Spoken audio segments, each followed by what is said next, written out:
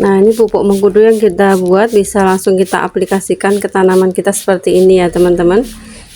Kita aplikasikan di bagian medianya, akar, batang, juga daunnya. Ini inarayasa ya, ini inara yang kedua ya, sudah mekar juga. Assalamualaikum, halo teman-teman semuanya, ketemu lagi sama aku Rere Pandawi.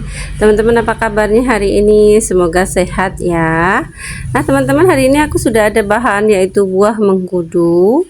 Karena ini aku mau bikin pupuk organik cair dari mengkudu ya. Kemarin banyak yang tanya kalau mengkudu itu bagus enggak ya buat tanaman anggrek. Nah, jawabannya bagus ya teman-teman. Nah, kita hari ini akan membuat POC dari buah mengkudu, karena buah mengkudu itu banyak banget di sekitar kita dan ini gratis ya. Jadi bisa kita manfaatkan untuk jadi POC untuk tanaman kita. Untuk buah mengkudu yang kita gunakan, usahakan yang sudah tua seperti ini ya teman-teman. Warnanya biasanya lebih pucat. Kalau belum tua kita peram, kita biarkan 2-3 malam ya. Seperti ini kan belum tua, kita biarkan dulu 2-3 malam sampai matang. Biasanya kalau kita biarkan atau kita rendam dengan air itu semalam juga sudah empuk ya teman-teman, sudah matang, sudah bisa kita manfaatkan. Nah, hari ini kita pakai yang sudah matang ya teman-teman. Ini karena sudah ada yang matang. Ini kurang lebih 3 on ya, saya timbang tadi, atau 300 gram.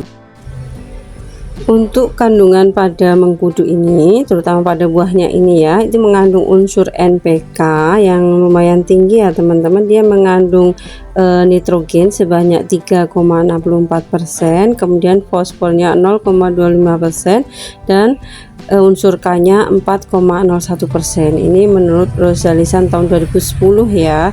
Jadi ini bisa kita manfaatkan sebagai POC. Oke, kita langsung praktek pembuatan POC dari mengkudu ya teman-teman. Ini saya menggunakan alat tumbuk seperti ini. Kalau teman-teman di rumah adanya blender, bisa menggunakan blender atau pakai cobek itu juga bisa ya. Nah, ini kita masukkan ke alat tumbuknya, kita tumbuk ya. Sebenarnya kalau sudah matang tidak perlu ditumbuk, kita remas itu juga bisa ya. Cuma saya pengen ininya ditumbuk aja ya, biar benar-benar halus ya teman-teman. Untuk bijinya tidak perlu ditumbuk secara halus ya teman-teman, karena bijinya nanti kan nggak kepake ya. Nanti suatu saat kalau sudah jadi kan kita saring. Nah, ini kita masukkan ke dalam air cucian beras. Untuk air cucian berasnya kita pakai 1 liter ya. Air cucian beras ini mengandung karbohidrat yang bagus untuk media tumbuh dari mikroorganisme yang baik pada saat proses fermentasi. Nah, kalau teman-teman tidak ada air cucian beras, bisa menggunakan 2-3 sendok beras, kemudian di blender dengan menggunakan air 1 liter. Kan mengandung karbohidrat, itu bagus untuk media tumbuh dari mikroorganisme ya. Kecil, nanti saya pindahkan ke tempat yang lebih besar ya, untuk memudahkan percampuran bahannya ya. Saya ambil wadahnya dulu. Nah, ini kita pindahkan dulu ke wadah yang lebih besar seperti ini ya teman-teman, biar mudah untuk mencampurkan semua bahannya. Sebelum kita tambahkan dengan bahan lainnya, ini kita bersihkan yang di alat penumbuk. Sayang ya, masih ada sedikit. Kemudian kita aduk-aduk sampai tercampur rata. Nah, seperti ini sudah tercampur rata. Kemudian kita tambahkan dengan gula merah. Untuk gula merahnya ini sudah saya larutkan dengan sedikit air ya teman-teman, untuk mempermudah pencampurannya. Ini gula merahnya saya menggunakan seberat 1 on atau sebanyak 1 on. Kalau teman-teman tidak ada gula merah, bisa menggunakan gula pasir dengan takaran yang sama, atau menggunakan tetes tebu juga bisa ya. Ke teman-teman, karena hari ini saya tidak menggunakan IM4 untuk membantu proses fermentasinya, saya akan menggantinya dengan menggunakan tape. Kalau teman-teman ada mol di rumah, mol nasi, mol tape itu juga bisa digunakan ya. Tapi hari ini saya mau pakai tape ya teman-teman. Ke teman-teman, karena hari ini saya tidak menggunakan IM4 untuk membantu proses fermentasinya, saya akan menggantinya dengan menggunakan tape. Kalau teman-teman ada mol di rumah, mol nasi, mol tape itu juga bisa digunakan ya. Tapi hari ini saya mau pakai tape ya teman-teman. Kita menggunakan tape karena tape ini juga mengandung mikroorganisme yang dapat membantu proses fermentasi ya, sebagai penggantinya IM4.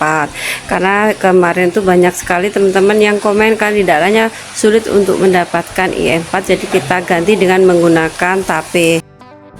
Untuk takaran tapenya kita pakai 1 on ya teman-teman, kita remas-remas seperti ini. Kalau teman-teman ada mol tape atau mol nasi basi bisa digunakan ya, kira-kira sekitar 200 sampai 500 ml itu sudah cukup ya. Nah ini sudah selesai, kita mau masukkan ke botol, jadi kita taruh sini ya teman-teman biar mudah untuk dimasukkan ke dalam botol. Nah ini untuk siap kita fermentasikan ya, kita fermentasikan selama 1 sampai 2 minggu. Kita masukkan dengan hati-hati ya, ini bijinya ikut dimasukkan ya, nanti waktu pengaplikasian bisa kita saring. Jadi jangan disaring dulu, disaring saat sudah jadi mau diaplikasikan ya.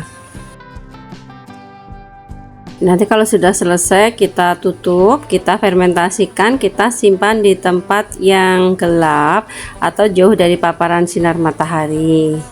Nah seperti ini ya teman-teman, kalau sudah kita masukkan ke dalam botol, jangan lupa untuk tutupnya kita putar setiap hari pagi dan sore, terutama di minggu pertama agar tidak meledak ya, karena kita harus mengeluarkan gasnya. Ini gasnya luar biasa ya kalau proses fermentasi pembuatan POC itu, jadi lebih aman kalau kita putar tiap pagi dan sore hari, terutama di minggu pertama. Nah kalau mau lebih aman teman-teman bisa menggunakan selang seperti ini, jadi gas yang keluar dari POC itu dialirkan ke botol kecil yang berisi air, itu lebih aman dan tidak rawan meledak ya. Atau teman-teman bisa pakai jerigen itu juga lebih aman ya dari risiko meledak. Kalau tidak ada selang seperti ini, teman-teman bisa menggunakan balon atau plastik. Saya pernah membuatkannya ya di video sebelumnya. Nah teman-teman, ini yang sudah saya fermentasikan selama 1 bulan ya. Ini sudah 1 bulan fermentasi, itu seperti ini. Kita mau praktek pengaplikasian untuk POC mengkudu yang sudah jadi ya. Ini sudah saya siapkan 1 liter air. Kemudian untuk POC nya kita gunakan sekitar 10 sampai 20 ml ya. Kita kocok dulu sebelum dipakai. Ini harus kita saring ya, karena banyak biji mengkudunya ya teman-teman, biar tidak merusak alat sprayer.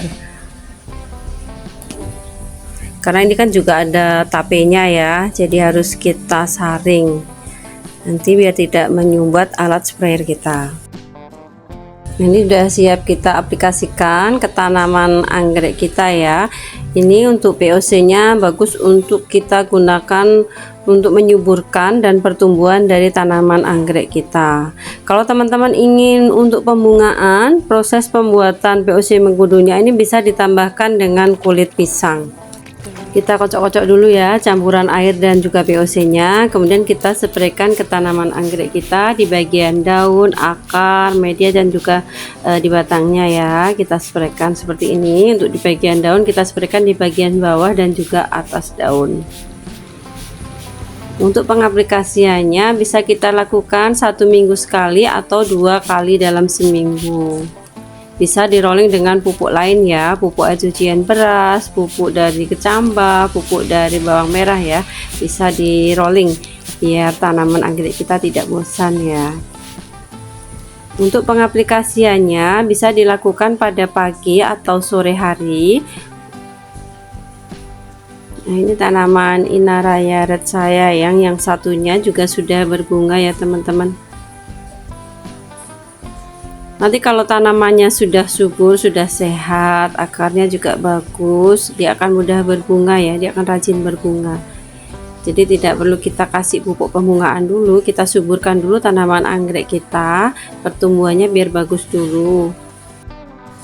POC nya ini juga bisa kita gunakan untuk tanaman lainnya ya, seperti tanaman cabai ini atau tanaman tomat ataupun tanaman lainnya. Ini cabai merah besar teman-teman, dan bisa diaplikasikan ke tanaman tomat seperti ini ya teman-teman.